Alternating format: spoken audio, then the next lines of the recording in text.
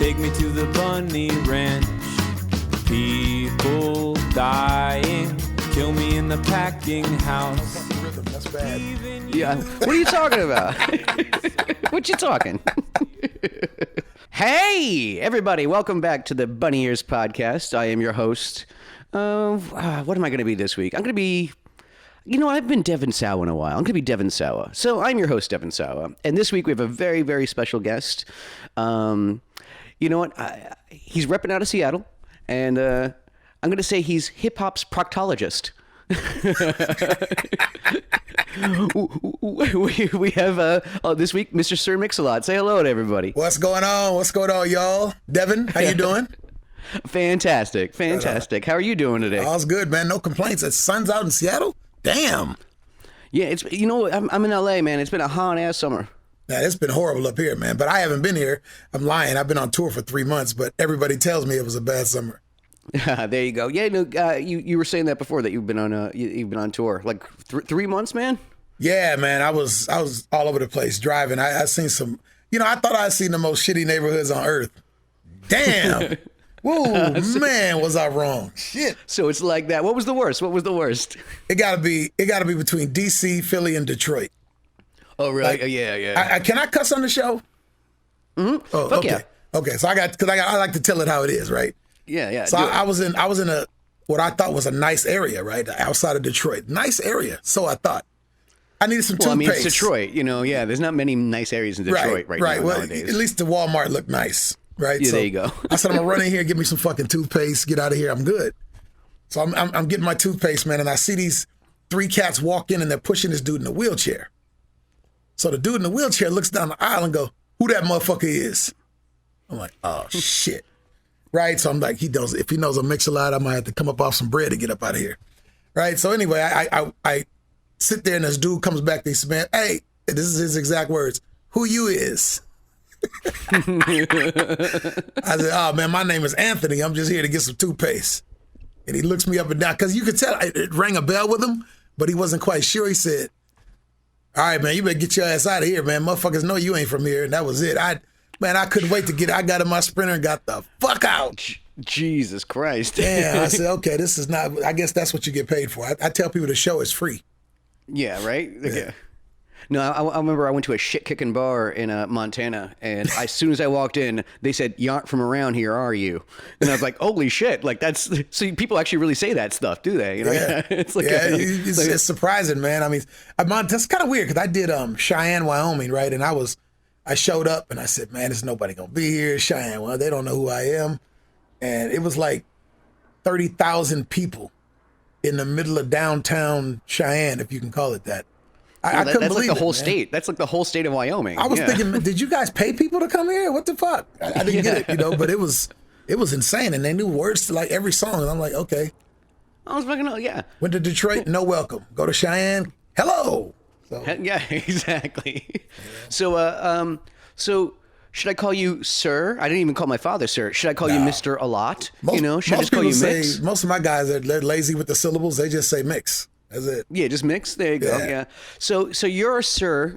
So what was it like meeting the Queen of England? If I met the Queen of England, you would have heard about it by now, bro. Oh, okay. Because I figured, because you got knighted. The Queen of England. Because my next question was, did she ask about me? Yeah, yeah. That would be if I met her. I would definitely bring your name up. Oh, okay, good. Yeah, definitely. Yeah, we're friends. Your name gets me into shit, man. I've been like I told 4 or 5 people I was doing this podcast and. Like, chicks are like, did you do it yet? Did you do it yet? Did you do it yet? Like, damn, okay. This cat's got chicks running around all over Washington State now. Look at me now, Mom. Yeah. Yeah, there you go. There you go. I'm a somebody. Yeah. So there's also something I want to thank you for, and that's the Put 'em on the Glass video. Put 'em on the glass. The 12-year-old version of me thanks you for that video. You saw that at 12 years old? Fuck yeah. Oh, man, tell your mom and dad I'm fucking sorry, man. Damn. I ruined you, man. That's what caused it. Yeah, I know. Well, yeah, I'd never seen so many titties in my life. I swear to God. Yeah, that was. I think every rap artist, they have like the first record that does really good. So mine was like Posse on Broadway and then Baby Got Back. So that was the pinnacle. And after that, they just do dumb shit. That was my dumb shit moment. Like, I'm going to get every chick I know naked in my driveway, and I'm pull all my cars out, and the next thing I knew, I was getting audited by the IRS. There you go. How'd that go? Was that fun? Hell no. Man, I'd rather have my ass plunged out with a water hose, bro. That shit went on for like 4 years. Oh, geez. Yes, I'm straight with my taxes now. I'm damn near an accountant. Yeah, I mean, were there many consequences to that? Yeah, damn near 7 figures. God damn, man. Yeah, it was. It took a minute, boy. That was ugly because you almost can't work. I mean, you can work, but you ain't getting the money, right? It's all going to somebody else. And in my business, and you're in the same business. In this business, you got problems with the IRS. Most companies don't want to touch you because they don't want their books touched. Yeah. So I just said, well, I got to. Contagious. Exactly. Yeah. So some IRS agent's son put him on the glass, and next thing you know, you're getting audited. Yeah, and they actually knew. Well, I can't tell it because they said if I say anything about it, I get fucked up. But it was a couple of my songs that they actually quoted that tripped me out, man. It was like, for real. Yeah, I had a song where I said, and it's rap shit. Like every guy says he's got 12 inches in a song. You believe that shit too, right? So I guess I said a lyric where I said, I'm the Mack with a lyrical knack to pack sacks and never pay tax. Oh, there it is. So it's like, wow. So now I'm real square with my IRS lyrics. No disses. Well, speaking of your dong, I mean, do you still call it your anaconda? I never did call it my anaconda. That was just for one song. I needed something that would work. I needed the syllables to bounce right, but shit. Guys that brag on their dicks, you know what that means. They're usually about the size of my pinky finger. Yeah, so. I was about to say that. Yeah, believe me, there's plenty of penis mobiles out here in Los Angeles. Oh yeah, so, yes, yeah. I got a couple in the garage, as a matter of fact. There you go. So, do you have a nickname for your anaconda? Hell no. No. Hell no. It's funny. You don't realize how stupid that shit is until you see like a movie where somebody does it. You be like, ooh, that shit does not look good at all. So I don't do that. I don't do that. Yeah, no. The only time I've ever had nicknames for my junk is when other girls give me nicknames. There you go. They can call it whatever they want. That's what I'm saying. Like, I don't really care. Like he's just my junk. Yeah. Yeah. But I mean, look, you did your first album. You started your own label, and you went platinum. Yeah, it was me, Nasty Ness, which is a DJ friend of mine, lives in L.A. now, and Ed Locke, and us three started Nasty Mix Records. And because in Seattle back then, it was like, hip-hop, please. So nobody took it serious. Coming out of New York and L.A., that's where it was coming from. So, so we did an album. We did a single at first because I didn't really want to rap. I wanted to be a DJ. That was it. Just be a DJ and be done with it. But it ended up, I sold about 50,000 units, which is a lot for independent in the 80s. You talking about 1984 or something like that, 83. And then I did another single that did pretty good. Then I did Swass, which had, Posse on Broadway on it, and that went platinum. Yeah, because it's all about Seattle. It's all about your hometown. Yeah, it's all about Seattle. Then we did... I'm familiar with your work, yeah. Yeah, 2 albums. We did Seminar, which was a big one. That was about 750,000. So then things the wheels kind of fell off the mobile a little bit, and Rick Rubin called. Well, that's not really the wheels falling off necessarily. Well, no, the wheels fall off. Then Rick Rubin called, I should have said. Yeah, exactly. Yeah, that's not so bad, all things considered. That's a nice little rebound romance right there. Yeah, Rick Rubin is if you're gonna be stranded on an island, that's the dude you want you to pick. That's the dude you want to pick you up right there. Yeah, Rick exactly. Rubin. Yes, sir. That dude knows how to build boats. Yeah. Yep. Oh, that's rad.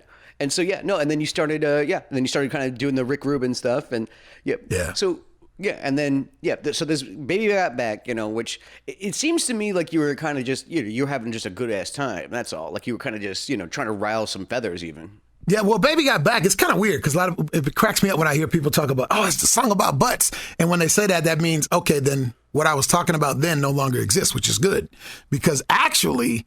Which is, I think, why it got banned, right? It took a while before MTV realized, oh, shit, wait a minute. I think he's kind of dogging us. Because basically it was a poke at the establishment. That's why I mentioned Cosmo and magazines and all that shit. Because at that time, if you looked at let's take television, for instance. Other than Felicia Rashad, who played, the Cosby wife, there was not one woman of color that wasn't a maid or the informative prostitute on a detective show. That was all you saw, right? So I was kind of dissing the establishment or whoever decided what beautiful was. it was a poke at them. And Rick Rubin is the one that I did to make it funny. So by the time they got the message, too late. And that's exactly what happened. By the time they got the message, they was fucked up. You could forgive the general audience for thinking that was about butts, considering the first line of the song is "I like big butts." So. Yeah, I like big butts. Yeah, get them in, kind of suck them in. Oh, it's just a cute little butt song. You know? Exactly. And then I think Cosmo was like, so Cosmo says you're fat. What the fuck does that mean? Yeah. Yeah. Well, I mean, it always seemed like you had a really good sense of humor, like the whole time, like a lot of your work. I mean, I know you've done stuff about like Iran Contra and shit like that, but like Yeah, what it is, man, is that I think sometimes artists, not just rappers, but artists take themselves way too serious, bro. I mean, I listen to some of this shit like. I mean, don't get me wrong. I like Sean Penn, but honestly, who gives a fuck? I mean, people aren't tuning in because they want to hear your politics, bro. I understand you want to leverage your brand and leverage that power to help somebody else. I totally get that. But at some point, give me a good movie. And I realized that early in my career. So I decided that even if I was going to make some serious points, I didn't want to sound like I wanted the world to follow me. That was just my opinion. Yeah. Take it or leave it. I think that's the right way to put it. Is that yes? Because sometimes people kind of give, just celebrities crap a little bit about like taking a stance on things, and there's a certain amount of me that kind of goes, well, who cares what so and so whatever Sean Penn thinks about Al Qaeda or whatever, that kind of stuff. But at the same time, I can see them leveraging their brand essentially to for a good cause. And you should. But at the same time, do that. Yeah. But also, it's the best way to alienate half your audience is to take a stance politically. Yep. And that's the reason when I did the song I did one song, man, called National Anthem, and ooh fuck, that's when I first realized I got a lot of Republican fans too. I'm like, oh shit, I mean, they were pissed. I was getting all kind of bad. They like big butts too, okay? And that's a universal thing. Yes, I was talking about all kind. I was kind of just pointing out facts that were later proven wrong. So I'm glad that song kind of died. I was joking about the stealth bomber not flying. Oops. About 6 months later, the stealth bomber flies successfully. I'm like, oh, fuck. So you're saying you don't play it in concert anymore? Nah, I'll leave that one alone. I'm glad people forgot about it. The shame song. The shame song, the national anthem. Oh, yeah, everybody got a shame song, man. So, I mean, how often do you tour? Because you just said you came off a 3-monther. Because I mean, I did 8 weeks once with my band, and it was like that killed me, man. I was done. I quit the band pretty much after that. Yeah, lately I try to say I'm only going to do 3 months a year, but I always end up doing like 5, right? So we did this one. It was 3 straight. It was like we had a bunch of hammer dates, which is like those pay well. But if you're an artist, a true artist, you feel like, doing 20 minutes, people are like, what the fuck, man? You didn't do this. So, and I'm one of these kind of people, even though I played a lot of arenas, they pay better. And so you got to do it. But I love a hot, sweaty club. I mean, just up close. And now guys that lip sync, they don't want that shit. But me, fuck lip syncing. I keep it 100% live. And if you can play a hot, sweaty club with a bunch of angry fucks in there sweating like fuck, and you pull that off, you can play anywhere. Yeah, no, that's always what I appreciated. I always just like something dirty, something sweaty, something drunk, something whatever. You know what I mean? Like, and kind of just because we did more like we did comedy rock kind of thing, but it was like it's like no, like how often I'm gonna get older and I'm not gonna be able to wear leather jackets anymore, and in a smoky club, messing around with girls in the freaking bathroom. You know what I'm saying? I can wear leather jackets, but they better be big as fuck because it does not look good when a fat dude got on a tight leather jacket, man. It's like a fucking seal with tennis shoes. Yeah, just like bursting out of it like a garbage bag or something. Yeah, exactly. Wrapped sausage or something. Yeah. So you're in your studio right now. Yeah. What's up? I mean, are you doing a lot of producing and stuff like that? A lot, man. You know what's funny? I do tracks constantly, but it's kind of weird. Hip hop is one of the few genres that doesn't let you get old. Right, they cannibalize the old, right? Get them out of here. There are exceptions. You cats like Eminem, Dre, obviously Jay-Z, fucking legends. You know what I mean? But stuff like that. But other than that, they just kind of cannibalize you. So I got beats over here that are just insane. So I got a young cat out of Cleveland I'm thinking about working with, man. Dude named Tay Wall. He's got a lot of talent, and oddly enough, and I said oddly because I don't see this too often, got 2 fucking jobs. That's what I'm talking about. A cat that actually has a job, you know? He's hustling, yeah. Yeah, and the cat, people that don't hustle, they look for a bailout package. You know, like, oh, Mick, so, what's up, man? Can you make me a star? I need to get this rent paid. Fuck no. I can't do that because once you say yes, then you're paying that rent for life. Exactly. Like, you can't do it for someone else's dinner, you know? No. They got to want it bad enough, and then hopefully we got a relationship that's mutually beneficial. Although that's hard to say nowadays because a record company is really no more than a fat wallet lately. So, but we'll see. But yeah, so you're still out of Seattle. I mean, like, and it's funny enough, like you came up in a Seattle scene where it was like all grunge and things like that. You know what I mean? Like, and you were saying before, it's all New York and LA before. And like, it's like you kind of came out of nowhere. You probably still a big fish over there. I actually came before the grunge guys. You know what I mean? No, I'm just saying, it's like, when you made your, the meteoric part name. happened. Yeah, during the whole grunge era. And it was kind of interesting because people would go, they'd ask weird questions like, you guys still ride horses up there? This is before they realized, oh, that's where Microsoft and Starbucks and Amazon. They didn't, it wasn't no Amazon then, but you know what I mean. They didn't know all that shit was from Seattle. So they was like, you guys still ride horses out there? And then they seen the grunge cats and they really solidified it. Well, shit, they don't even have jeans up there. I'm like, so, it took a minute, but once people realized what was going on, and then Macklemore kind of solidified it. And then people started coming out to Seattle and actually listening to Seattle hip hop, which is really cool. Yeah, and I kind of figure you're kind of a big fish out there, probably. Yeah, for a while that was not cool. It was like hella uncomfortable, man. You go out. Are you the sellout kind of thing? No. It was like I'm having a pizza somewhere. Yeah, that sellout shit happens too. But I'm having a pizza somewhere and the motherfucker just asks you for a career. Like, oh, what's up, man? Can you put me on? I'm like, and in that era, in the early 90s, people go, man, you had a label, but you didn't put anybody on. I said, neither did anybody else.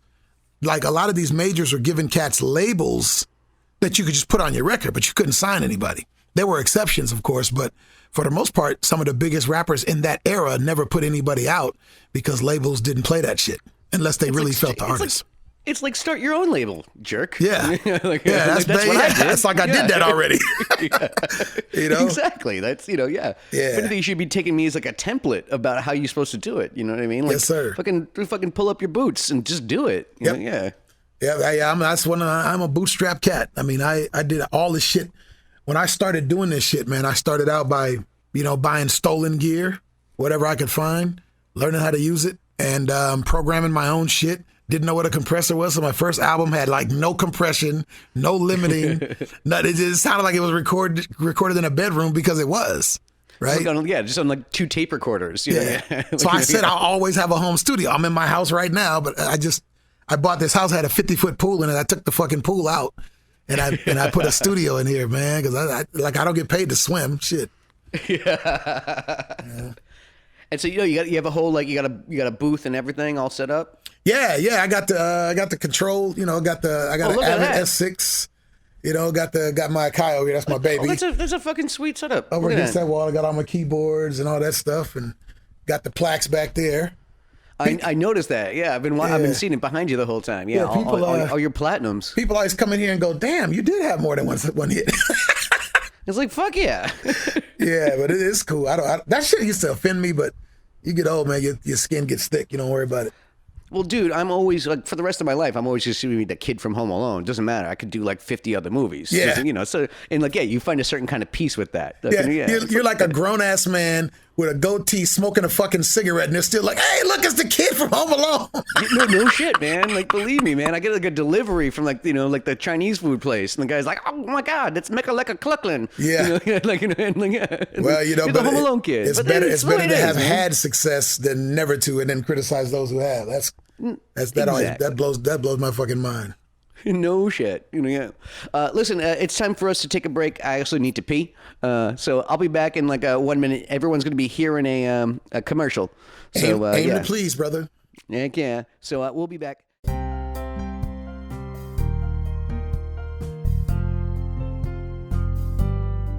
Hello, and welcome to Meditation Minute. I'm your guide, Louis Prada. And I'm Terry Corbin.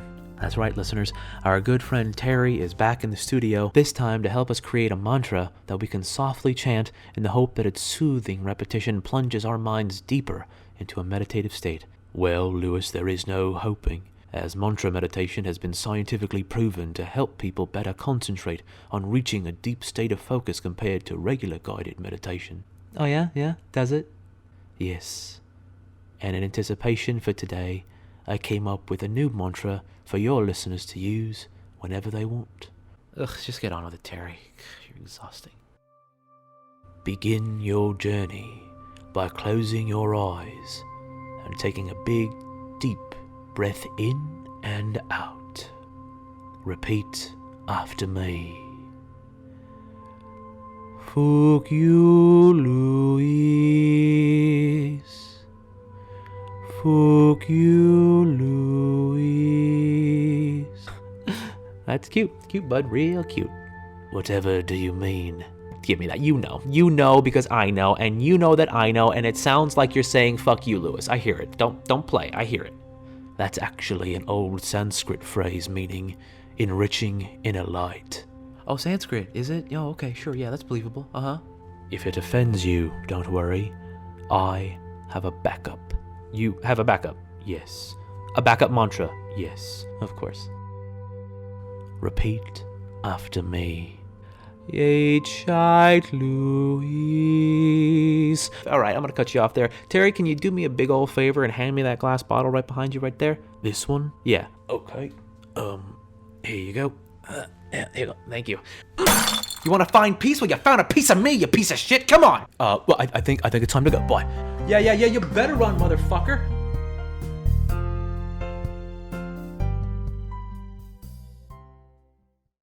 All right, and we're back with Mr. Sir Mix-a-Lot. I keep on calling you Mr. Sir Mix-a-Lot. All the misters and sirs. Yeah. You'd think Sir would be enough, but no. I need to put the Mister in there. Yeah. It's funny. I met a lady, and this just happened 2 days ago. She's like 85 years old, like cute as hell, right? And her granddaughter was getting an autograph at the Cheesecake Factory, right? So she asked her granddaughter, "Who is that?" And he's speaking to some black dude in the middle of the Cheesecake Factory, right? And she said, "That's Sir Mix-a-Lot." She said, "Is he a bartender or does he do concrete?" I said, "God damn." That's good. Ooh, that's good. You know what? I'm actually mad at myself. I didn't come up with that. Yeah, no, that's really what she said. She said, "Is he a bartender?" And she said, "No." I said, "Does he do concrete?" I'm like, God damn. I love it. Yeah, grandma don't get out much. That's what I mean. No, believe me, I'm kicking myself for not coming up with that joke. Yeah. So, you an NBA fan? Oh, hell yeah, definitely. Yeah, so what the fuck? When are they going to give you back your Sonics? You know what, man? I was saying this before, right? I said this to Ice Cube, and Ice Cube was like, yes, because he hates the fucking Clippers, right? He just loves the Lakers, and that's it. So I said, look, Steve Ballmer bought the Clippers. Steve Ballmer's from Seattle. You guys don't like the Clippers. He's going to bring them to Seattle, and then fuck, look at what happened. You can forget that now, because they're going to probably win the championship, and then they're going to be LA's teams. They're the big fish now out here in LA. So maybe we can, we got money enough to buy all of Memphis. Fuck it, let's just buy the whole state. Tennessee, and take the Grizzlies and bring them back up here. Shit. Yeah, exactly. Yeah, because it's not really. I mean, you're obviously not a Thunder fan. Now, it's funny. I never understood why when the team left, everybody hated the players. It's not like the players, like Durant jumped up and said, "I don't want to be in Seattle." I blamed Clay Bennett. I told people, and I'm on record for this, I told people when I was on tour the year he bought the Sonics, and he was in Oklahoma on a radio station, and they gave him like this applause like he did something for them, and I'm like, that sounds weird. The writing's on the wall, man. Yeah, exactly. Yeah. Mm-hmm. Exactly. And sure enough, he took the motherfuckers to Oklahoma. I'm not mad at the team. I mean, I'm a big Kevin Durant fan. That's my favorite player, right? Really. I'm going to use an old phrase. Don't hate the player, hate the game. Hate the game. Amen. Yes, sir. But yeah, no, I mean, it's funny because it was just got brought up. Jack Sikma just went to the Hall of Fame this past weekend. Good. And he was talking about like bringing back Seattle ball again. And it's like, yes. But the NBA keeps on talking about how they don't want to expand. And it's like, okay, here's the thing. Okay, how many teams in the NBA right now? How many? 30. 30 teams. Doesn't that sound odd already? Yeah, you know what? It should be 32 is divisible by 4 perfectly, right? Exactly. And not only that, it's one of those things where 16 teams make the playoffs, which means more than half your league already makes the playoffs. Right. So, 32 is the perfect number. Perfect number, man. I don't know who would get the other one, but we definitely need one. Las Vegas. I'm going to pitch Las Vegas. Man, you know what? But sports fans in Vegas, they don't even know how to find downtown Vegas. Well, we'll see. I mean, the Raiders are moving over there. Yeah, but all the fans will be coming from the Bay. Watch, they'll be coming from L.A. and the Bay. Watch every weekend, man. Yeah. That's not the worst thing in the world. I mean, you could see probably like these concierge types over at these hotels giving away tickets, to Raiders games the same way they give away tickets to But yeah, exactly. David come to the Copperfield club tonight, whatever. or you can go see the Raiders. One of the two. You know what's funny, man, is that to me, the Raiders fans though are the best in the NFL, man. Because think about it, they're getting fucked and they know it, right? But they still show up. They still show up. And they were still going make ape noise. shit this last weekend, man. They were loving it. Yep. I really feel bad for them. And now Seattle fans used to be like these. They used to sit up there and clap all soft, and they were all thoughtful and caring. I don't know where these big pot-belly crazy fuckers with the makeup are coming from, but I love them. Those are real fans. Not only that, they're also losing the Warriors because they're going across the bay. Yeah. The Warriors are big. Oh, that's a big mistake. When the 49ers went to that new stadium, I'll just call it. I'm not lying. We were right outside the stadium. We had just did a show the night before. I don't know why had the windows down, and you couldn't hear shit. I'm like, I thought it was Bible study and the game was going on. I'm like, nah, man, you got to have, that's why then the Seahawks now, they got real fans. So I think, I don't know, man, they got to give us a team, dude. How do you feel about the Seahawks this year?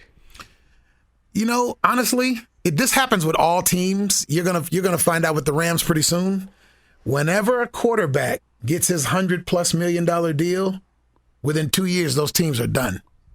Yep. Because basically you can't get offensive linemen, you can't get your lockdown corner, you can't get any of that stuff. So you're kind of stuck with a really great quarterback and maybe one person to throw to, and that's it. Yeah. And that's why Tom Brady keeps winning, because Tom Brady's like, you know what? I'll give you back blank. Just give me 4 big motherfuckers up front. I'm good. Man, how about those fucking Patriots this year, man? Yeah. And I hate them motherfuckers, but they just keep winning, man. Damn. My lady, she's a Rams fan, and she, super excited about the Super Bowl, and they scored 3 freaking points.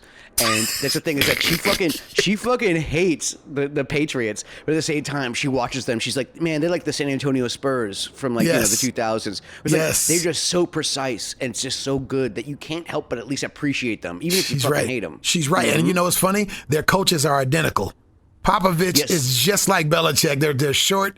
They don't give a shit what you think about them. I love it, man. And they never fucking smile. Never smile. Ever. Yeah. I was watching a San Antonio game, and it was somebody interviewing him on the floor. You know how they do that in the timeouts, and then they air it after the timeout.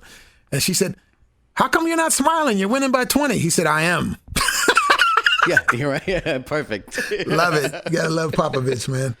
But no, I mean, I miss the Sonics, man. Actually, I was, I'm a New Yorker, so I am a Knicks fan by default, and Oh, I'm sorry, dude. Yeah, I was just waiting for you to apologize. Yes, thank you. But there's Brooklyn. Yeah, but I'm a Knicks fan, man. Brooklyn, listen, Brooklyn to me is still New Jersey, man. You know what I'm saying? It's I live in the East Village in New York, and it's one of those things where it's like I can meet somebody in Midtown, and you know what? There's a place in Brooklyn. I live really close to the Williamsburg Bridge, and so it's I could get to Brooklyn a lot faster than I could get to Midtown. But they go, I'll meet you at this bar in Brooklyn. I go, the river. I don't want to cross no river. It's even though it'll take me 5 minutes to get there and half an hour to get uptown. I'm like, no, man, it's Brooklyn. It's the same as New Jersey. New Jersey, you have to cross a river, man. I feel so bad for you guys when you guys didn't get that first pick. I'm like, oh God, that's gotta hurt, man. Dude, that ruined my week. That ruined Christmas. It was freaking June and it ruined Christmas already. That's how bad it was. That was brutal, man. I said, oh, man, that's cold. And New Orleans loses their guy to L.A., and then they get back to the next. And they're going to look great this year. I'm actually looking forward. I have the league pass, man. I'm looking forward to watching some of those Pelican games. I might get league pass this year. I have the NFL Sunday ticket, and I never use it, right? Because I'm always like, I fixate on one game, and I never really spin the dial, right? But with basketball, I'll jump all over the place. So I might do that. I mean, who do you watch? I mean, who do you want to watch this year? As far as basketball? No, I mean, no. Let's go with football first, because the Chiefs are always like kind of at the top of the list. Yeah, I mean, my dream would be, because I'm old enough to remember when the Seahawks were in the Chiefs division. So back when they were in the AFC, my dream Super Bowl would be Seattle and Kansas City. Although Kansas City might beat the shit out of us, but man, because they're looking pretty tight this year, man. If they get even a smidget of defense. Yeah, I feel sorry for whoever faces them, man. Patrick Mahomes is the truth. I just hope he never gets hurt. I know. Honestly, he looks like he could be Stephen Curry's brother. Yeah, yes, he looks exactly. Like he has that baby face. It's like, and he's kind of the Steph Curry of football. And boy, he really is, man. He really is. And it's weird that nobody's just smacked the shit out of him, because football players get even quick. They do like the NBA in the '80s, hard fouls, knocking the shit out of people. They get away with it, or they get paid to do that. Well, I watched most of the game last week because it got cut off on my Sunday ticket, because it got cut off in Kansas City too. They had technical difficulties. Shit! But at the same time, no, they beat the shit out of him, man. By the end of the game, both of his ankles were wrapped and all that stuff.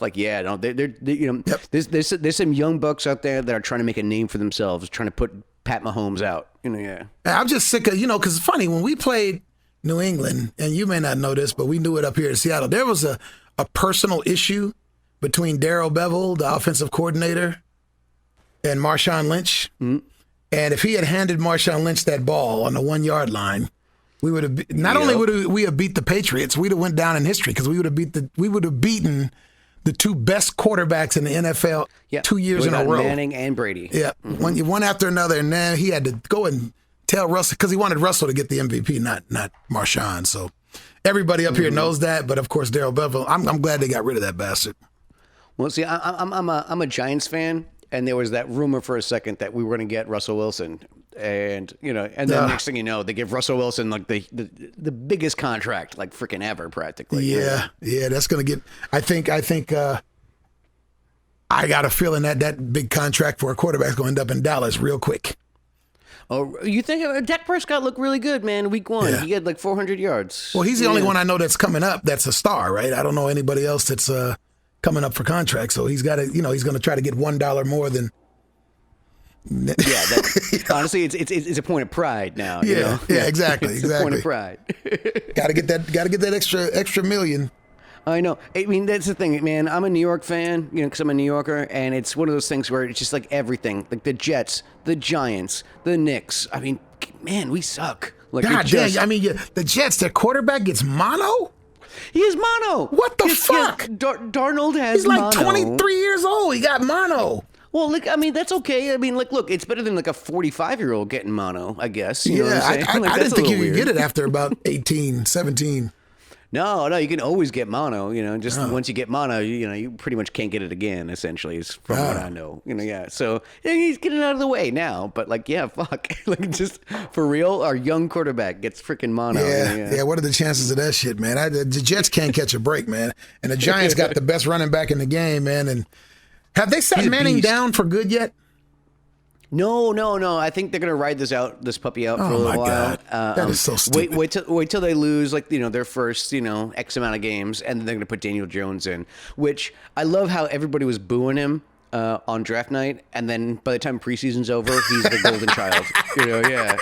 It's because he put together a really put together some really great numbers, but against preseason, second and third teams. Yeah. Guys out of the crowd in rain jackets, shit like that. So exactly, I'm holding my breath, but at the same time, listen, if that kid can put it together, we got Barkley, who's the best running back in the game right now. That's what I believe. He is. He is. Yeah. Zeke is good, but man, Barkley, he reminds me so much of Barry Sanders with more power. Yeah, well, he's kind of a cross between Barry Sanders and Priest Holmes. Yeah. Oh, yeah. Because Priest Holmes could actually catch it out of the backfield. You know, that was like, and that's the thing is that he put up like 700 yards out of the backfield just receiving. Yeah, his first big contract, he's going to reset the marker. I promise you that. Heck yeah. No, there's actually already talks that he's going to sit out next season. Yeah, I don't blame him. Might as well get it. Shit. Listen, running backs have the shortest shelf life. So, like, get yours, man. Like, get yours. Yep. It's kind of weird how the values change because I remember, back in the day, it's like the running back was the key because everybody was just handing the ball off every single fucking down, Yeah. But now we do these air raid offenses and shit like that. Like, they got sirens and shit going off. No, fucking even the Patriots, man. Like they go 5 wide. Like more than half their plays. It's crazy. I was watching that game last week, dude, and Roethlisberger. I think it was the third quarter, and he kept running the same shit. 4 plays in a row, man. He would look at the corner, come up, the corner would creep up. He'd signal for the one guy to go in motion and do an inside handoff. He did it fucking 3 or 4 times in a row. I'm like, dude, I can see you doing it. And I don't know what the fuck I'm talking about. It's because they won't see it coming. Yeah, they can't think I'll do it a 4th time, right? Yeah, there's no way. No way they would see this coming. Shit. It's funny because my lady actually, this is actually only her 2nd season where she's actually into football. I got her into football last year, and now she's the biggest football fan. We got helmets in my room and everything. Who's her team? The Rams, because it's her local team, and listen, they were great last year, and they're going to be pretty solid this year, but yeah, she was looking at Roethlisberger and then looking at Tom Brady, and she's like, one of these things is not like the other, one of these things looks like a human thumb. Like Roethlisberger literally looks like a thumb. Roethlisberger, he's built like a fucking linebacker, though, man. He's built like a brick shithouse, man. That dude is really big. Is. Shit. But he's also like 90% neck. Also, that's what I mean. He looks like a thumb. I mean, Antonio Brown wanted to fight him too, man. Roethlisberger might slap his ass into Mississippi. For real? No, he's actually, you don't fuck around with him. Nah. If you gonna fuck around Roethlisberger, you shoot him. Look at Tom Brady on the other sideline, man, and he looks like Leonardo DiCaprio. And he doesn't even lift weights. They said he just doesn't eat anything red and he stretches and shit. Exactly. But you know what? He's got something. He's doing something right. He's got 6 rings at this point. Yeah. Yeah, you got to give it to him, man. He's flawless. So, okay, NBA. What's your team? I don't really have one. I'm all over the place, man. Because obviously there's no Sonics and there's no. So I honestly, I really liked Golden. I like teams that people start hating. For some reason, like when they start hating Golden State, when Durant got except there, for the Patriots, though. Yeah, except for the Patriots. No, I can't start liking them. Right? Yeah, they beat my boys, so I gotta hate them. But I don't know. This year, man, I really want to see what the Clippers are gonna do. I kind of really find myself because they've been the bastard child, in LA forever, and I would like to see something happen where those guys. Can you see that in a Western Conference final? LA against LA, every day's in the same building. That would be fucking sick. That would be sick. Yeah, it was like when the Yankees and the Mets got to the World Series. It was like 2001 or something like that, or 2000. I remember that. I do remember that. Yeah, the Subway Series. That's what they call it. Because all you do is take a subway stop over. Yeah. Yeah. Well, I live in Seattle. Let's not talk about baseball. Oh, goodness. Yeah. Well, I know. Listen, you guys have been so close so many freaking times. I remember in '95, you guys beat my Yankees. Yeah, but that was, man, then we did. We went out and we signed your Tino Martinez. Yeah. Yeah, you guys always, that's what the Yankees do. They just run around. Oh, you know what? Can't beat them? Buy them. Yeah, cool. Randy Johnson, ours. Yeah, we'll take him. Dibs. Alex Rodriguez, we'll get him eventually. Yeah, you got him. You guys got to take the problems with him, though.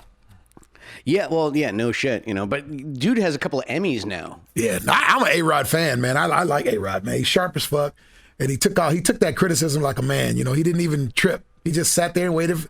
Breeze blew by, and then he came back out, and there he is, all clean, just like that. Yeah. Married J-Lo, shit. Yeah. I don't think they got married yet, but they're, I mean, come on, they're gonna have the most beautiful fucking babies ever. Well, I think he got her a ring, right? Oh, did he? Yeah, I think I'm behind on my news, I guess. Big rock. Now, don't wait too long. She might cut out. Shit. And she leaves, the ring goes with her. Yeah, right? Exactly. Just ask P. Diddy. Yeah. or somebody else she did that to, right? Wasn't it? Not that Mark Anthony guy. I don't know who it was. Well, Mark, no, she actually married him. That was Okay. actually I don't think she married him twice, but she would like dated him and then had a respite and then I think they got married. I think they got kids and everything. Yeah, you got to be a hell of a man to keep J-Lo happy. I mean, it's not like she don't have options. You know what I mean? Yeah, exactly. Yeah, God bless. Yeah. Good luck. I'm sure she's a terror. Yeah. But no, I would have thought you were like maybe like a Portland fan. But are you a Portland hater just because? No, I'm not a regional... Portland hater at all, man. I got some friends down in Portland, but the interesting thing is that I know Portland does root for the Seahawks and some of them pull for the Mariners, but I don't see that many Seattle cats rooting for the Trailblazers, which is kind of crazy because that guard duo is so fun to watch, man. I could watch those guys like constantly. Yeah, they don't play any defense, either of them. But fucking Damian Lillard, man, against OKC and that shot. That shot. Go home. Goodbye. He waves goodbye, just like how a baby waves goodbye. But you know why he did it like that? He did it like that fingers. because remember, every time Russell Wilson scored at him, he would do that rock the baby thing. So I guess he let him know the baby says bye-bye now. Yep, Get your black ass home. So he waved like a little baby. He just wagged his fingers up and down, like good night, little baby boy. Yeah, people gotta forget. They must forget. Lillard's from Oakland. He ain't going for the okey doke. No, exactly. No, he's actually like an Oakland legend. That's the thing. Is like he comes from a rich history too. Like Peyton, Kidd, all those guys were all those Oakland guards. Yep.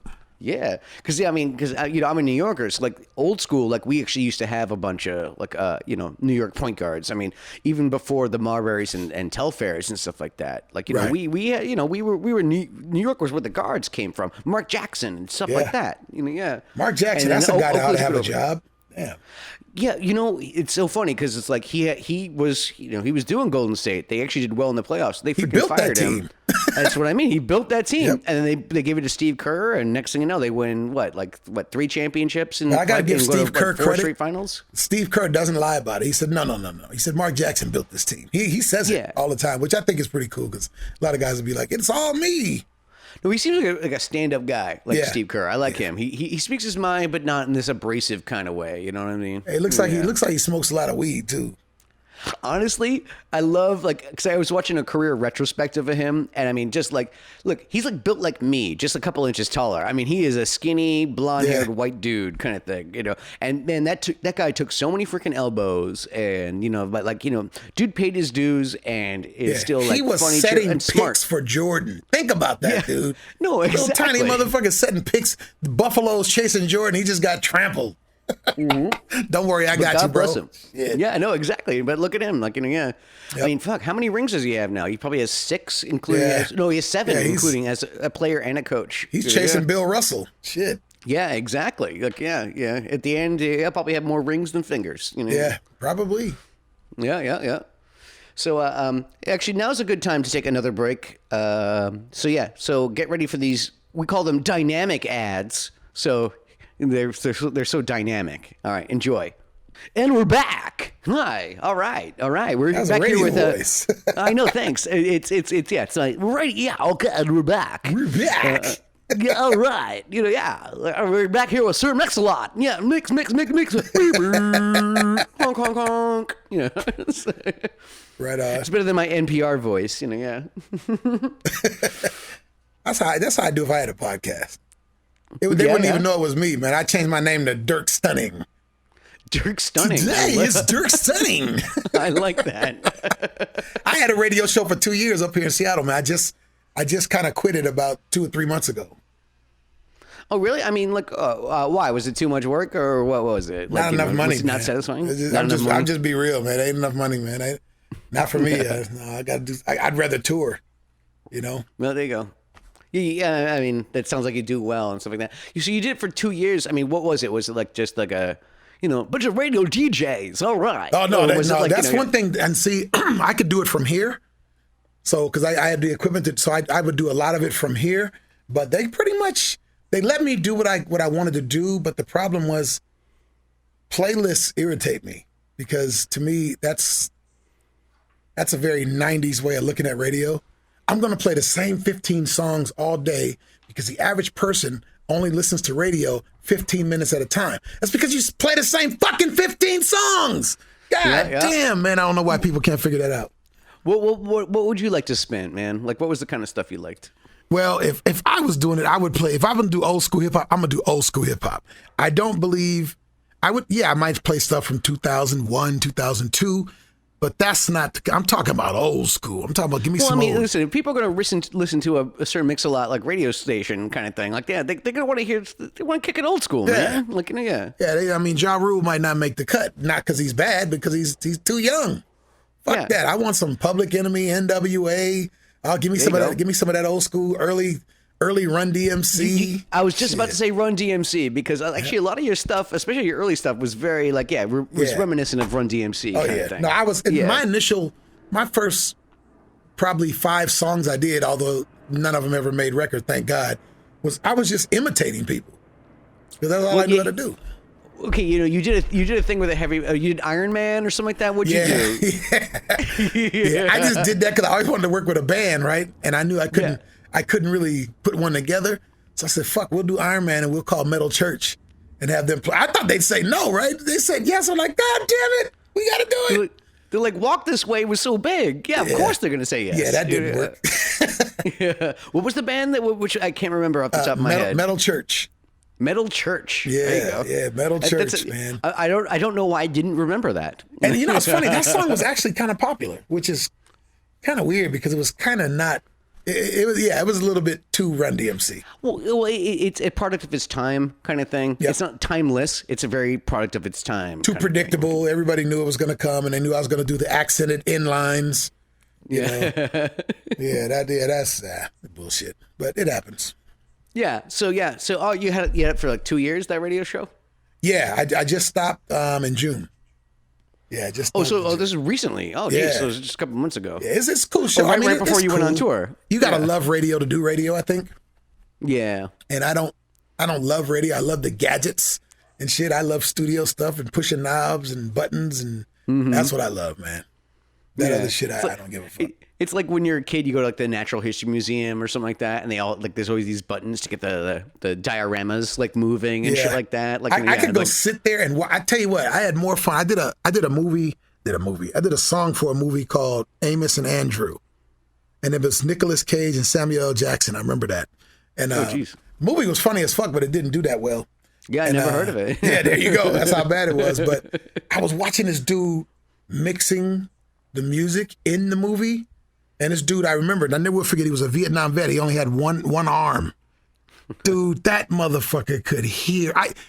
They had they had 3 tubas, and there were 3 tubas, bunch of fucking trombones, and this guy, he could hear something. He's like, I think that was tuba number 3 because he's closest to the wall. He's out of tune and blah blah blah. I'm like, what the fuck?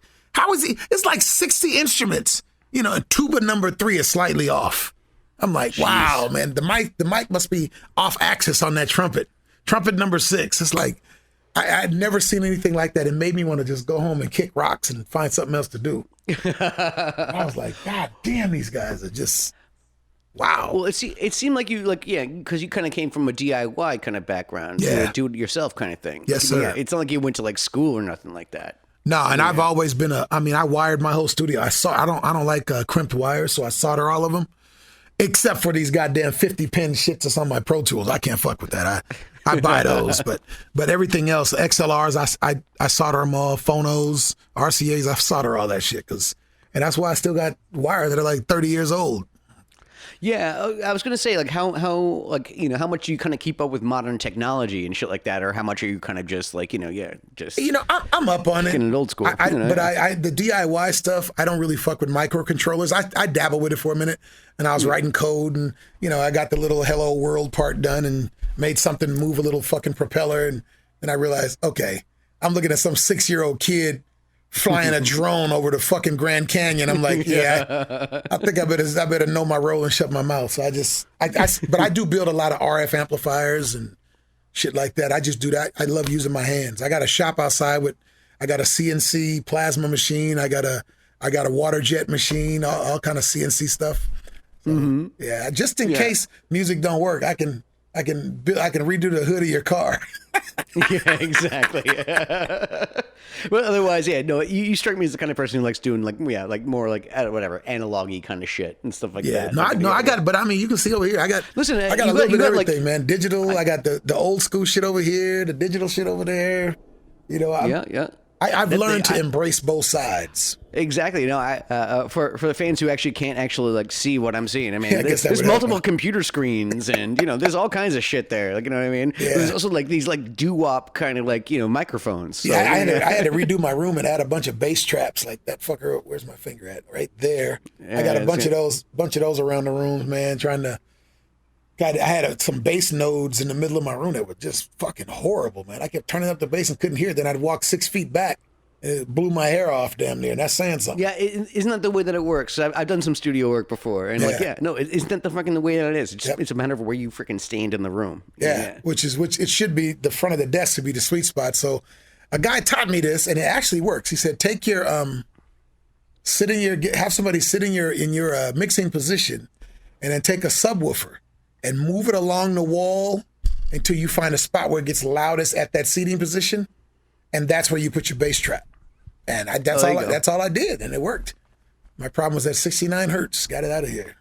Yeah, exactly. Yeah, but and that's what I mean. Like, that's sort of DIY kind of thing. Where it's like, you figured it out on your own.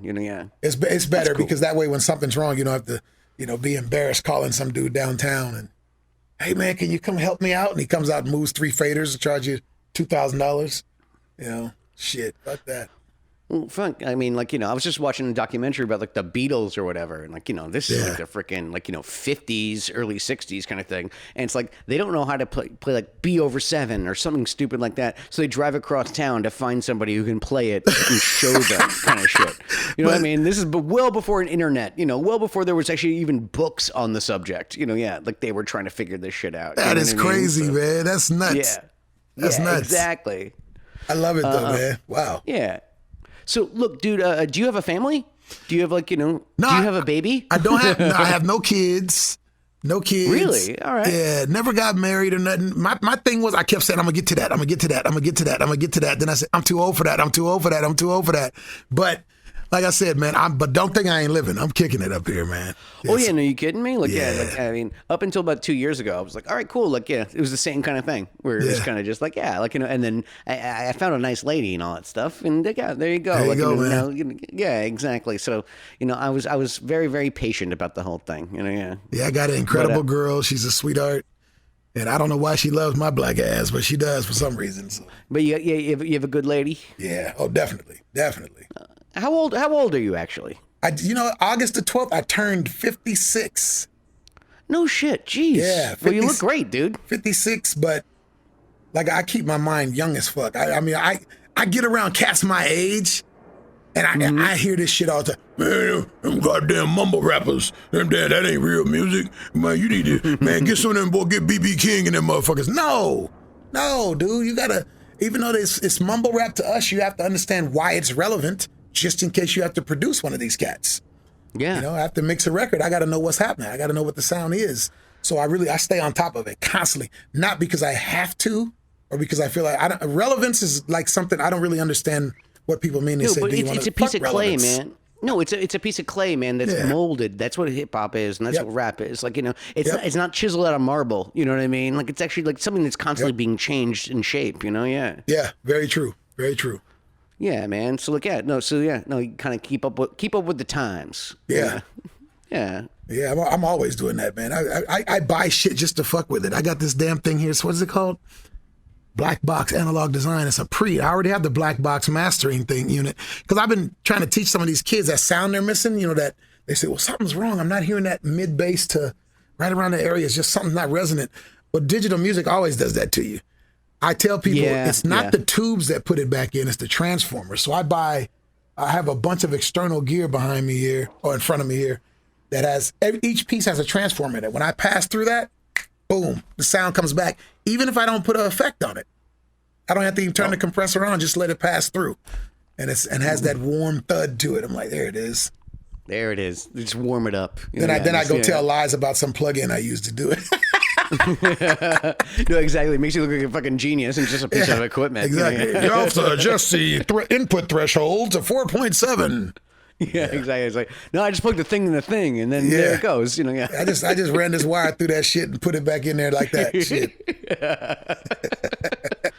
And we talked a little bit for a second about like your producing kind of stuff, but like it seems like you got some kids that you're bringing up kind of thing. Dude, I'm doing that, man. I got a lot of shit going on though, man. I you seem like a busy cat, man. Like, I've worked with a lot of brands. I worked with like Target and Procter and Gamble and 7-Up and and Burger King and all these cats, and I have a slot machine out now that's doing really well. And it's really? A little bit different. The way the deal's structured is it's not sure me just slots a lot. It's called I Like Big Bucks, which is love it, perfect. But it's better than mine. Yeah, it's working though, because what I'm doing, as opposed to most guys that just license the stuff out, license the music, get a small check, and that's it. I wanted to have interest in it, right? So I wanted to be more of a partner. So I go like hands on. I go right out to the casinos. We do like a 2-hour meet and greet. Give $500 to each one of the VIPs and come out of pocket. We just give them $500 and let them play. Then they spread the word, and the rest is history. I mean, it's really doing well. Really doing nice. Well. Yeah, making a lot more money than I thought. It's out now. It's all over California. You guys got them down there in San Manuel Casino. I know has them. There's one in San Diego I just played. God damn it, what's that place called? I just played the place. Damn, I'm getting old, man. Same. Place. Anyway, yeah. You look out there near fucking San Diego. It's the only damn casino out there. Saquon, there we go. Saquon. Oh, there you go. Yeah, Saquon Casino. Then there's a couple I got to go visit. By the way, I'll be in your neighborhood in October. Oh, really? So I might have to bring you out to a show. We're gonna do. We're doing the big one. We're going for is to Oklahoma, and then we're coming to L.A. And we call it the 4-step. Everybody does it. It's like these 4 clubs, like Pasadena, Santa Clarita. They're all the same guy owns them all. Gotcha. And you probably know what I'm talking about. And everybody does them. So we're gonna go down and do that only because they can't really pay you a lot, but all 4 of them equal a pretty good check. So yeah, exactly. And it's bam, bam, bam, bam. Like go down there and do a long show. Most hip hop cats do like 45-minute shows. Like, damn, man, that's all you motherfuckers can do. Shit. Well, here's what I'll say about my band, man, is that we were about to go on this like 8-week tour or whatever, and we're opening for Harmar Superstar. But you know who actually used to open for us? Really? Who? Fucking Lizzo. Really? Lizzo used to open for the fucking Pizza Underground. How many pieces is in your band? We were 5, but we were a 6-piece band. Okay, and, so you got bass, guitar, keyboards. We had little keyboards. No real drums. We had percussion. Let's put it that way, because our joke was like we weren't really a band. So she would play the pizza box, and so she would just just hit the pizza box over and over. And then then we had like tambos and maracas and shit like that. We were a comedy band, man.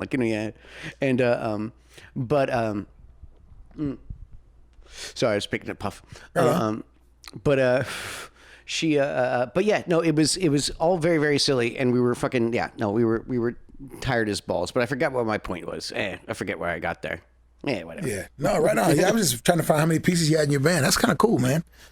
Yeah, it was good. It was good, silly fun and stuff like that. But it was like, but it's playing some of those San Diego kind of places because you do San Diego and also do Tijuana. You ever do Tijuana?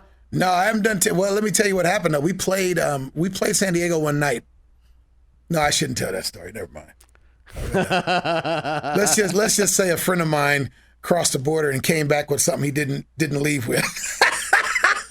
Okay. A very itchy situation. Attaboy. There you go. Shit. I shouldn't have said that. No, it's fine. It's fine. Yeah. He won't know. Nope. Yeah. We played a couple Tijuana gigs and stuff like that. It was fine. Because that's kind of a part of the swing is what you do. It's like you kind of sweep down. You're in San Diego. It's like, well, you can practically spit on Tijuana from here. So okay, cool. Let's do Tijuana, and then. Next thing you know, it's just like like even just the door handle to your hotel room is sticky. It's kind of just like everything's fun. That's when you sleep with all your clothes on. Shit. Yeah, exactly. Sleep with your clothes on. Everything's sticky, and you do your best not to buy any narcos. Exactly. Yeah. But yeah, no, it was good stuff. Yeah, like and you said you played Oklahoma, man. Like, listen, I got arrested in Oklahoma once, and it was like Really? not fun. Yeah, man. It's like I had some pot on me, and I had a couple pills on me, and this is like about like over 15 years ago at this point, kind of thing. Yeah. Like a different life and all that kind of stuff. Yeah. But it still fucks with me because you ever been arrested? Yes, I have.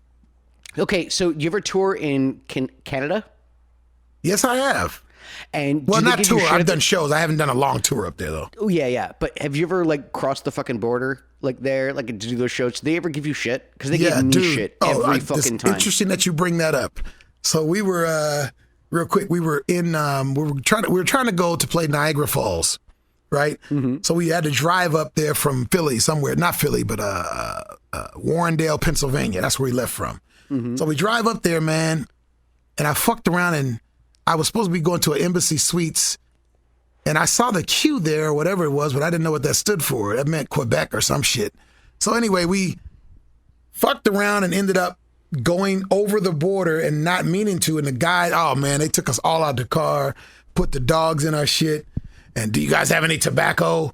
Blah, blah, blah. Well, two of my guys smoke cigarettes. Do you have any cartons? The guy said, yeah, we got a carton. All right, hit it. Right? So they just went through my whole car, man. Just pulled everything out. Right. And then and one of my guys got a little bit of a problem in the States. And Gotcha. so they said, look, you can pay this thing now. It's like $10,000 or some shit he had to pay for some old shit he did. So, or we can turn you around. I said, please turn us the fuck around. Just the fuck out of Canada. Now, when you enter Canada over here from Seattle, it's easy. Just don't do it on the East Coast. Yeah, no shit. I every time I crossed the border though, we got fucking shit. We'd actually have to like leave before even our opening acts about an hour beforehand. Wow. Just because I'd be at the border for like that extra like 45 to 60 minutes where they kind of go over my record or whatever. And like I said, I had one incident like in like 2003 or something like that. And like they were still giving me shit about it, that kind of thing. Well, and so the last time I knew this was my last tour, and it was like I was leaving Vancouver, and they said, I was leaving, and they said, when are you coming back? I go, never. Like at least in work capacity, like I have no plans to ever come back here because every time I cross your border, you guys give me fucking shit, and I'd much rather not get paid in Toronto than to actually like play your show. Like that's it. Like, I agree, it's man. like that. We years ago, this is 2003. Every band has one person who has a record. Every fucking band. Yeah. And next thing you fucking know, like next thing you know, they fuck with you. I was in 2003, man. We were going up to Canada to do a show, right? So I'm in an Escalade. This is back when the Escalade was all new, and I thought I was the man because I had an Escalade, and it was me. It was two cars, right? So I had three of my guys in the car behind me with this dude that's a friend of mine out of Utah, and he had I don't know, diabetes or something. We had to take insulin. Mm-hmm. So anyway, he's in the back, and then I got two of my guys with me, and then a young friend of mine who could sing her ass off, right? Her name is Tamika. She probably won't mind me telling it because it's true. So they pull us out of the car, right? Do we know you? I said, maybe, I don't know. You might not. What do you mean by that? And, you don't want to be arrogant. Well, I'm an entertainer. And then they go, well, I don't know who the fuck you are. Then you're embarrassed, right? So I didn't want to say that. Yeah. So they take us out of the car and they separate us. You know how they do because they've done it to you too. They separate each person. Yep. And then they ask each person questions. So they thought because it was an Escalade followed by a Benz that we were pimping, right? We had three girls. Yeah. So they asked me, what are you up here to do? I said, we're up here to do a concert. We're up here to work. Yes, we're going to pay your taxes, whatever. They asked Tamika, what are you here to do? She said, oh, I work for him. I'm like, fuck. Oh, fuck. Dude, man, let me tell you something, man. I almost went to jail, man. It was so fucked up. And and then the female cop that was talking to her looks at her and she realized what she did. She's like, oh, no, I'm not a hoe. Shit, man. I never will forget that, dude. I was like, did she just fucking say I work for him? Yep. Yes, she did. Jesus Christ. Nah, man. Canada's rough. Yeah, no, that's what I mean. Like I just stopped playing shows there, man. It was just the worst every single time. Yeah. And it's the thing is that like you don't necessarily do a Canadian tour. Like, you know what I mean? Like you play in Chicago, you play Milwaukee or Madison or whatever. Yep. And then you cross up to Toronto, and then you do a show in Toronto, and then you leave. So it's like every time I have to cross up to like just for one fucking show, you know, like it was like same thing like Vancouver, Ottawa, you know what I mean? Like that kind of stuff. All the border cities, you know, Yeah. And it's kind of like, I'm only here for a freaking day, you know, like how much trouble am I gonna get into? You know, like, come on, man. Like, I'm not even here for a fucking day. I'm tired. Like, you know, I do my show. I went to like straight to fucking sleep afterward, you know, Oh, man. Get the fuck and out we of go up there and Dodge. eat that nasty ass ketchup that tastes like tomato paste and shit. Yeah, I'm like, right, exactly. Oh, yeah, my dude, God. Yeah. Poutine. That's what they have. Those French fries with the cheese curds on it. You know, they still cooking lard, too. Like, that's what yeah. Which is, I don't really mind so much, but, you know, might like be at the better same for you, time. actually, now that I think about it. Yeah, all things considered. At least you're getting, you know, some kind of fatty acids. Something real. Shit. Yeah, exactly. You know, but Synthetic grease. You know, Canada, you're a lovely country, but your border patrol is like the freaking worst sometimes. Like, And your speed limits suck, too. Yeah, no shit. Because I mean, like, yeah, we travel in like fucking vans, and believe me, I've done tours in Toyotas and shit like that. Like, you know, yeah. So, like, you know, and like, yeah, it's a bit of a bitch, man. It really is. We were doing a drive, man. A bunch of exotic car guys. We do these long drives and shit. And we were all driving up there, and I'm like, okay, a bunch of Ferraris, Lamborghinis, fucking Porsches, and I'm the only black dude. Right when we got ready to cross the border, I let them go. I said, I'll see you guys when you get back. I turned around. I'm like, fuck that. Yeah. No, I know, because you know, I mean, I can't say anything from experience, you know. But, yes, but they don't give a fuck if you're black or white in Canada. They just fuck with you because you're American. They don't care what color you are. It's like, okay, American, close enough. Yeah, actually, they got plenty of freaking troublemakers who cross the border. Yeah. You know, and just like, like they come up here, make some freaking trouble, and then leave. You know, that kind of stuff. And they have this kind of a monolithic view, some of them, of the United States. Like, in other words, if Trump's your president, then all of you voted for him. That's that. If Obama's your president, all of you voted for him. Like, we're some monolithic. I'm like, in case you didn't notice, he actually lost the popular vote. There's people on the other side too. And you know nearly what I mean? half the population didn't even vote at all. Yeah, which pisses me off. Yeah. Those are the ones that complain the most too. Motherfuckers that don't vote. Yeah, I'm talking to all you bastards. yeah. Vote or die, motherfucker. Yeah. Get up for the downstroke or shut the fuck up. All right, listen, I'm gonna let you go because I know you got shit to do. I got shit to do. All that kind of fun stuff. Right on, man. But Mr. A Lot, thank you for being on my podcast. Listen, do you want to plug any of your kind of stuff? Any upcoming tours? Your social media? Man, you could throw my social media up there, but let me say this, you guys don't know how this happened, but Macaulay is a fucking social media pimp. All right, I'm just being real, okay? You tweeted something. I responded to it. When you retweeted it, and I'm not exaggerating, I picked up 23,000 motherfuckers in 4 hours. I'm like, this dude is like the Twitter god. These ain't paid followers either. His cats are engaged, man. Real talk. So anyway, y'all hit me up at The Real Mix because somebody stole Sir Mix-a-Lot. So The Real Mix on Twitter, The Real Sir Mix-a-Lot on Instagram. Hit me up. Facebook, look up Sir Mix-a-Lot. You'll find me there because I'm an old fucker. But get at me. Yep. And I'm at Incredible Culk on the Twitters, and on Instagram I'm at Culkamania because I'm a nerd and I'm a wrestling nerd. So you're a wrestler. Oh man, I wish my guy Mike was sitting here. Oh my God, he's a wrestling fanatic. I just remember the guys that like the crazy motherfuckers. You know, I like obviously The Rock, but you go for. I remember I was at Jesse Ventura versus who the fuck was it? And they having those bloody matches. I was actually there. And I thought it was real blood. I was a kid like, you know, mommy, blood all on my shirt and shit. Here? Then all of a sudden the blood started turning colors. I'm like, what kind of fucking blood does this guy have, man? God damn. But I thought it was real then. But I used to be really into wrestling, man. Yeah, no, I was, then I wasn't, then I was again. That's kind of that's my story arc. Yeah. Superfly Snooker and all them motherfuckers, man. Heck yeah, you kidding me? Yeah. Damn. But yes, thank you, Mr. Alot Mix, Sir Mix-a-Lot. All right, boss man. Hey, in LA, man, here, let's go do some dinner or something. Yeah, honestly, look, hit me up when you're coming out here. Yeah, you're all in shape, so I'll find somewhere that's not so steaky. Oh no, don't worry about it. Actually, I know some great places out here, so all right. I could even pick the place if you want me to. All right, no Roscoe's. I had too much of that last time. No, fuck that. No, I got a better place. All right, there it is. There it is. All right. Thanks a lot, Anthony. All right, man. We're always getting voicemails. You dial 845 Easy E hoax. I said it's 845 Easy E hoax. It might sound dumb, but it's not a joke.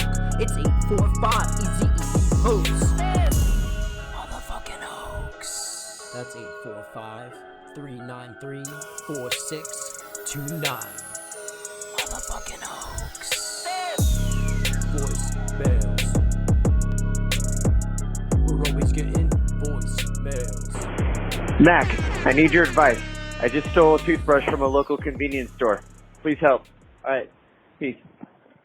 I got a problem. I can't get that stupid song out of my head. It's constantly in my head, and my family's asking me, what is the Bunny Ranch? What is the Bunny Ranch? What are you talking about? Have you lost your mind? I think they're going to try to commit me, Mac. They're going to try to commit me! Hey, Macaulay, I just wanted you to know you were really good in The Page Master. I really enjoyed that movie. Try not to suck too many dicks. On the wrong side! Hi, Mac. It's Genevieve and Annabelle Kane. We work for you. We were just calling to see, if we could get a raise. I know I haven't written as many articles this month, but my comment bill is, really high, and it's really low. I'm trying to start a new magazine subscription, so it would be great if we could have a raise. Yeah. Thanks. Yo, what up, Bunny Ears? It's Topanga from Topanga, California. I'm gonna do a little ASMR right now for you with some fiber crisp bread.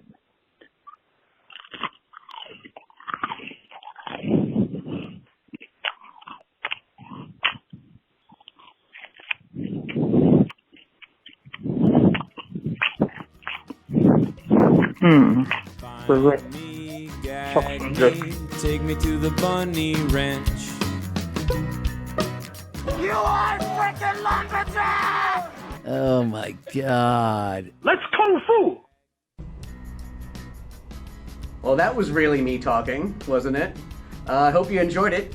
Don't forget to like and subscribe and hit that bell button and all that kind of fun stuff. And I hope you liked all those cool special effects that we do on this thing.